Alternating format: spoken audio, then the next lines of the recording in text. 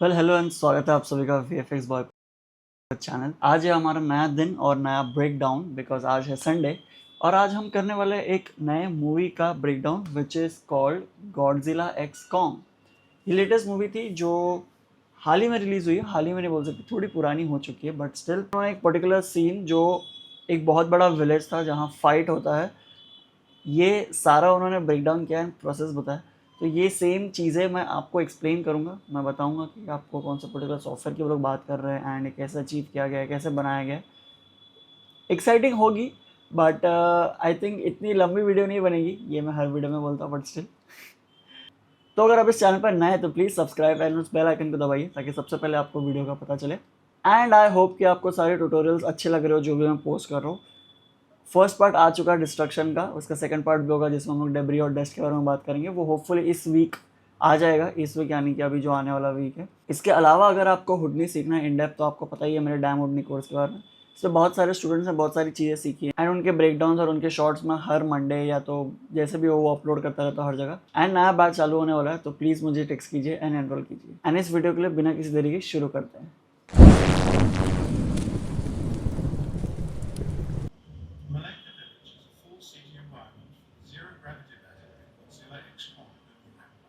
The 55-kilometer-long caves comprise of 10 different terrains made in Gaia, each sculpted with key landmarks matching adjacent environments. So basically ये जो पूरा environment था इन्होंने create किया, it was of 55 kilometres. ये movie अगर आपने देखे तो उसमें एक ज़ीरो ग्रेविटी बैटल होता है कॉन्ग और गॉडजिला के बीच में एंड बाकी सारे जितने भी कैरेक्टर्स हैं उनके साथ। तो इन्होंने लिटरली ये 55 किलोमीटर्स का जो भी आपको लैंडस्केप या टेरेन दिख रहा है ये इन्होंने क्रिएट किया है एक पर्टिकुलर सॉफ्टवेयर में विच इज़ कॉल्ड गाया, GAIA। ये सॉफ्टवेयर हुडनी से अलग है क्योंकि ये लैंडस्केप के लिए हम लोग ज़्यादा यूज़ करते हैं। ये टेरेन बिल्डिंग या एनवायरनमेंट आपको क्रिएट करना है ऐसे huge environment, so it can be use for that. ये सॉफ्टवेयर भी काफ़ी अच्छा है लेकिन सिर्फ टेरेन्स के लिए। एंड ऑब्वियसली ये टेरेन्स को इन्होंने बाद में जो भी सॉफ्टवेयर है माया हो या हुडनी में हो, एफेक्ट्स हो, क्योंकि उसमें डिस्ट्रक्शन है तो ऑब्वियसली एफेक्ट्स के लिए हुडनी ही किया होगा यूज़। तो ये 55 किलोमीटर इन्होंने लिटरली बिल्ड किया है। 55 किलोमीटर, वाह। We get past hundreds of rocks, cliffs and outcrops throughout the environment. Panels modulating different megascan materials were created with geometry utility costs generated. So terrain बनाने के साथ साथ भी ये कह रहे हैं कि इन्होंने लिटरली एक एक रॉक क्रॉप यानी कि जितने भी पत्थर थे या फूल पौधे जितनी भी सारी चीज़ें थी ये हैंड पेक्ड वो लोग ने ऐसे किट बैश किया हुआ है, यानी कि अलग अलग मॉडल्स अलग अलग टेक्सचर्स उन्होंने मर्ज किया हुआ है एंड ऐड किया हुआ है इसमें। एंड पर्टिकुलरली एक और सॉफ्टवेयर इन्होंने यूज़ किया विच इज़ कॉल्ड मारी। मारी is a 3D texturing software जो न्यू कंपनी है जिसकी फाउंड्री, उन्होंने ही ये बिल्ड किया हुआ है। एंड एक बहुत अच्छा चीज़ इन्होंने यूज़ किया विच इज़ कॉल्ड मेगा स्कैन्स। ये तो हम और आप भी यूज़ करते हैं हमारे नॉर्मल डेली लाइफ प्रोजेक्ट्स में। Mega scans is basically a free asset जो कि अभी कम्प्लीटली चेंज हो गया इनटू फैब। मेगा स्कैन्स एक सॉफ्टवेयर नहीं बोल सकते, it was a tool, it was a website जहाँ पे आपको बहुत सारे एनवायरनमेंट्स एंड एनवायरनमेंट्स तो अभी अवेलेबल है, पहले एनवायरनमेंट्स नहीं थे बट मॉडल्स थे, जैसे पिलर हो गया, रॉक्स हो गया, लैंडस्केप हो गया, ग्रासेस हो गए। तो ये सारी चीज़ें स्टैंड अलोन आपको बहुत मिलता था। एक ब्रिज करके सॉफ्टवेयर था, उसके साथ आप लिंक कर सकते थे। अगर आपको इसके बारे में नहीं पता तो इसके बारे में भी मैंने एक वीडियो डाला हुआ है चैनल पे, आप वो देख सकते हो, मैं लिंक कर दूंगा यहाँ कहीं पे भी। It was a very good tool जो आप यूज़ कर सकते थे, अभी भी यूज़ कर सकते हो, बट उसका थोड़ा इंटरफेस चेंज हो गया। It has turn to a website वाली चीज़ जहाँ पे आप लोग वो एक्सेस कर सकते हो एंड अभी उसमें थोड़ी पेड चीज़ें भी आ गई हैं। बहुत सारी हल्ला थी इसके बीच में, अगर आप थोड़ा नोन रहोगे कि इंडस्ट्री में क्या हो रहा था। तो मेगा स्कैन जब हट रहा था, मतलब उन्होंने बताया था कि ये चीज़ अब फ्री नहीं होंगी, बहुत सारी चीज़ें हम लोग यूज़ करेंगे जो पेड होगा। तो एक तरीका था जहाँ पे लोग लिटरली जितने भी एसेट्स थे फ्री, कुछ 18,000 एसेट्स थे, उन्होंने वो फ्री में टर्न किया था ताकि आप अपने नए अकाउंट में जो फैब का अकाउंट होगा उसमें ऐड कर सको। तो बहुत सारा हल्ला हुआ था लेकिन आपको वो करने की ज़रूरत नहीं है, अभी भी वो एसेट्स फ्री है, तब फैब में जाके यूज़ कर सकते हो। मैं लिंक कर दूंगा नीचे डिस्क्रिप्शन में। तो ये जो टूल है जो कि वाइडली अवेलेबल है एंड सारे लोग यूज़ करते हैं फ्रीली। तो इमेजिन करो इस छोटे टूल के साथ आपने इतनी बड़ी मूवी बनाई है, इतने बड़े कंपनी ने उसका यूज़ किया है, तो उसमें कुछ तो फ़ायदा होगा। तो प्लीज़ अगर आपको भी इंटरेस्ट है तो उस वीडियो को देखिए एंड सीखिए कि आप कैसे लिंक कर सकते हैं आपके सॉफ्टवेयर में वो हर एक सॉफ्टवेयर में अवेलेबल है, क्योंकि basically it's a 3D asset, OBJ में है, FBX में है, एंड उसके टेक्सचर्स अलग अलग फाइल्स में, फोल्डर्स में अपने आप सेट हो जाता है, तो it is very convenient. In addition, the team hand-painted photographic details like moss, lichen, and industry. इन्होंने ये सारी चीज़ें हैंड पेंट की हुई है, जो कि मॉस है, जो भी एल्गी लगा हुआ है, या जो भी इम्प्योरिटीज़ या तो नेचुरल चीज़ें होती है जो बिल्ड होता है आपके ग्रास पे, वॉल पे या ऐसे माउंटेन्स पे, वहाँ पे उन्होंने हैंड पेंट किया हुआ है वो चीज़। We address the fall with boulders, dead trees, and moss.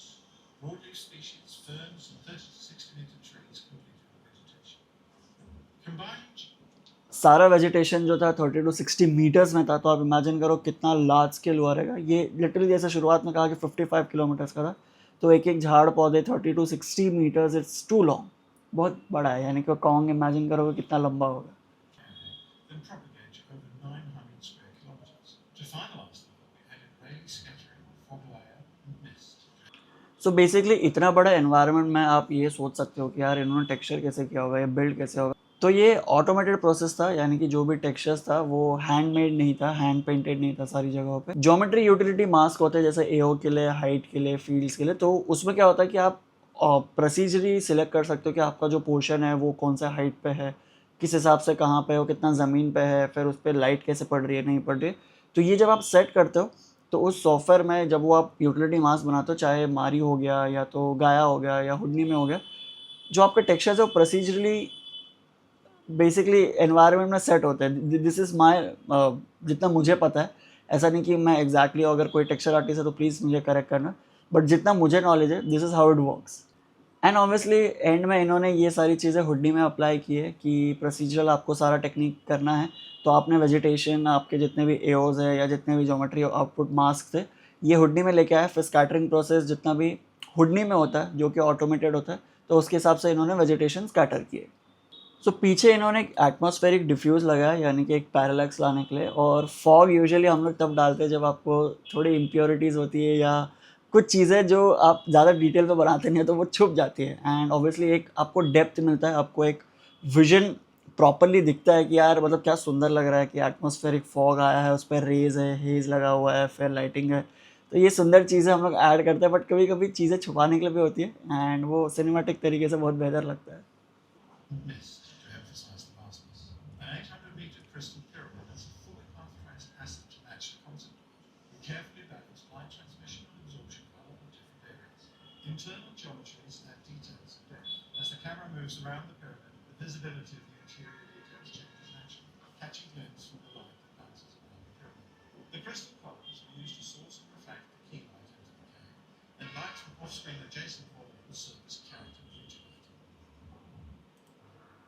सो ये बात तो सच है कि कैरेक्टर जो होता है आपका 3D मॉडल या तो एक्टर के अलावा जो आपके दूसरे ज्योमेट्रीज होते हैं, जैसे इस केस में वो क्रिस्टल था जो इन्होंने बनाया था जिसमें कोलिजन हो रहा है, that also acts as a character and adds beauty to the overall environment.